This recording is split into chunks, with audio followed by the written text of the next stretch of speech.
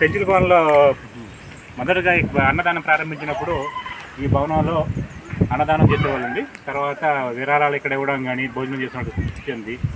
ముఖ్యంగా ఏంటంటే అప్పుడు చాలా బాగా ఇక్కడ జరిగేది. ఇక్కడ వాటర్ కూడా బాగా ఫ్లో అయ్యేది. ఇటు పక్కంతా వాటర్ ఫ్లో అవ్వడం, ఈ విధంగా మనం ఈ వాటర్ కాడ మనకి పెద్ద పెద్ద రాళ్ళు వేసేవారు మనం దాటుకుని ఇక్కడ వచ్చేదానికి. పెద్ద పెద్ద రాళ్ళు ఎక్కి మనం ఇలా వచ్చామంటే ఇక్కడ భోజనాలు ఇక్కడ పెట్టేవారండి. అదే అన్నదానం అండి, ఫ్రీగా అండి, మనం డబ్బులు కట్టే అవసరం. మనం సాటిస్ఫై అయ్యి ఏమన్నా మనం ఇస్తే ఇవ్వచ్చండి. దానికి రిసిప్ట్ కూడా ఇస్తారు. తర్వాత ముఖ్యంగా ఏంటంటే తర్వాత కాలంలో వానలు బాగా ఎక్కువ, వరదలు బాగా పెరిగి ఇది బాగా బిల్డింగ్ మొత్తం మునిగిపోయింది. ఈ బిల్డింగ్ మొత్తం మునిగిపోవడం వల్ల ఇక్కడ ప్రమాదం అని చెప్పి ఇక్కడ అన్నదానం ఆపేశారు. తర్వాత కొత్తగా ముందు పెంచి గుడి దగ్గరలో పెద్ద భవనం నిర్మించి అక్కడ అన్నదానం కార్యక్రమం మొదలుపెట్టారండి.